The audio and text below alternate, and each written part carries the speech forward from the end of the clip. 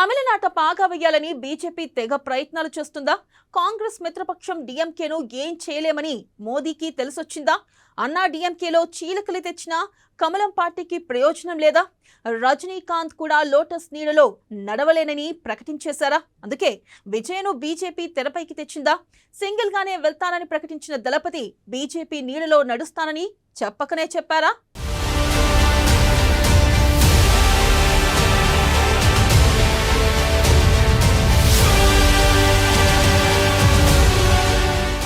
రెండు 2026లో తమిళనాడులో అసెంబ్లీ ఎన్నికలు. తమిళ ఓటు బ్యాంకుపై బీజేపీ దృష్టి. తమిళనాడులో పాగా వేయాలని బీజేపీ ప్రయత్నం. విజయ్ కొత్త పార్టీపై అందరిలో చర్చ. బీజేపీతో విజయ్ కలిసే అవకాశం.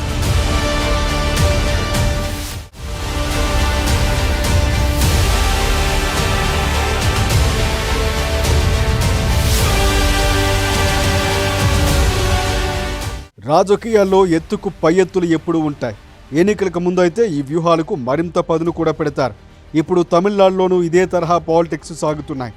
వచ్చే ఏడాది తమిళనాడులో అసెంబ్లీ ఎన్నికలు ఉన్నాయి. ప్రస్తుతం దక్షిణాదిలో ఉన్న అతిపెద్ద అసెంబ్లీ స్థానాలు ఉన్న రాష్ట్రం తమిళనాడు. ద్రవిడ రాష్ట్రంలో 234 అసెంబ్లీ స్థానాలు ఉన్నాయి. ఇక ఏపీలో 175, కర్ణాటకలో 224, కేరళలో 140 ఉన్నాయి.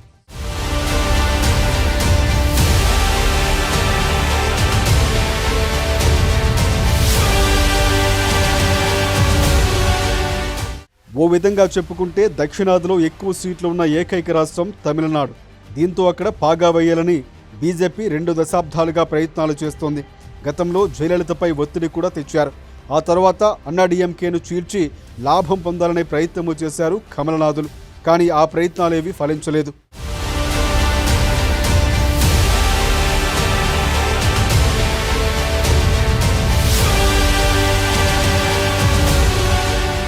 గత 2 ఏళ్ల కిందట తమిళ సూపర్ స్టార్ రజనీకాంత్ ద్వారా కొత్త పార్టీ పెట్టించి దానిని తమకు మద్దతుగా మలుచుకునే ప్రయత్నం చేశారు. ఈ విషయంలో రజనీకాంత్ ముందు మొగ్గు చూపించినా ఆ తర్వాత రాజకీయాలకు గుడ్ బై చెప్పేశారు. ఇప్పుడు మరొక రూపంలో బీజేపీ తమిళ ఓటు బ్యాంకుపై దృష్టి పెట్టింది. ఈ క్రమంలోనే హీరో విజయ్ కొత్త పార్టీతో తెర మీదకి వచ్చారు. వాస్తవానికి పైకి ఆయన బీజేపీని తిట్టిపోస్తూ ఉన్నా అంతర్గతంగా మాత్రం కమలనాథుల కనుసనల్లోనే మెలుగుతున్నారన్న చర్చ జోరుగా ఉంది.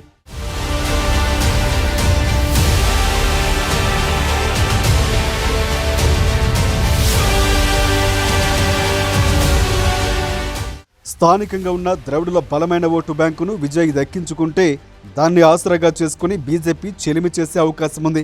అందుకే విజయ్ వ్యూహాత్మకంగా తాను ఏ పార్టీకి చెందిన వాడిని కాదని సొంత నేతనేనని పదే పదే ప్రకటించే పరిస్థితికి వచ్చింది. తాజాగా విజయ్ కూడా తన పార్టీ తమిళగ వెట్రిగ కలగం బీజేపీ డీఎంకేలకు అతీతంగా ఉంటుందని చెప్పారు. అంతేకాదు ఈ క్రమంలో ఆయన చేసిన వ్యాఖ్యలు ముందు ముందు పొత్తును నిర్ధారిస్తాయన్నది కూడా విశ్లేషకుల అభిప్రాయం. విజయ్ இன்னும் முடிக்கல ஒரு நிமிஷம், இன்னும் முடிக்கல. மதுரை மேற்கு வேட்பாளர் விஜய், மதுரை மத்தி வேட்பாளர் விஜய், மதுரை தெற்கு வேட்பாளர் விஜய், மதுரை வடக்கு வேட்பாளர் விஜய், மேலூர் விஜய், சோழவந்தான் விஜய், திருப்பரங்குன்றம் விஜய், திருமங்கலம் விஜய், உசிலம்பட்டி விஜய்.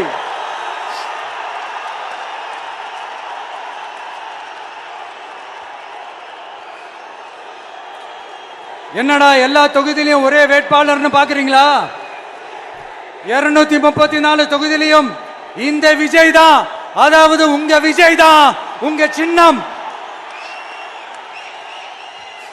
இன்னும் சிம்பிளா சொல்லணும்னா உங்க வீட்டில் இருக்கிற ஒருத்தர் தான் வேட்பாளரா நிக்க போறாங்க. அந்த வேட்பாளரும் நானும் வேறு வேறு இல்லை. நீங்க அவருக்கு ஓட்டு போட்டீங்கன்னா எனக்கு ஓட்டு போட்ட மாதிரி, இந்த முகத்துக்காக நீங்க ஓட்டு போட்டீங்கன்னா உங்க வீட்டில் இருக்கிற உங்களுடைய வேட்பாளர் ஜெயிச்ச மாதிரி. என்னடா இவர் ஏதோ ஓவரா சொல்றாருன்னு நினைக்க வேணாம். பிராக்டிக்கலா அப்படிதான் இருக்கும், அப்படிதான் இருக்கணும். நீங்களும் அப்படிதான் நினைப்பீங்கன்னு நான் நம்புறேன். ஏன்னா இது நம்மளை விட நம்ம எதிரிங்களுக்கு இன்னும் நல்லாவே தெரியும். அதனால எல்லாம் இந்த அதிகார பலம் எல்லாத்தையும் தூக்கிட்டு வந்துருவாங்க. வரட்டும், பார்த்துக்கலாம். TVK will take it, TVK will meet it, TVK will compete with it, and TVK will conquer it. TVK will conquer it. తాను బీజేపీ భావజాలంతో మాత్రమే విభేదిస్తానని చెప్పారు. కానీ డిఎంకేతో మాత్రం అన్ని విషయాల్లో కూడా పోరాటం చేస్తానన్నారు. సో భావజాలం ప్రతిపాదన రేపు మారే అవకాశం ఉంటుంది. అంశాల వారి మద్దతు కూడా ఉండవచ్చు. కాబట్టి విజయ్ అడుగులు చూస్తే మోదీ కనుసన్నల్లోనే బీజేపీ బాటపైనే పడుతున్నాయన్నది కూడా తమిళ మీడియా చెబుతున్న మాట. మరి ఈ పోరులో డిఎంకే నేతృత్వంలోని కాంగ్రెస్ పార్టీ కూటమి ఏ మేరకు తట్టుకొని నిలబడుతుందో చూడాలి.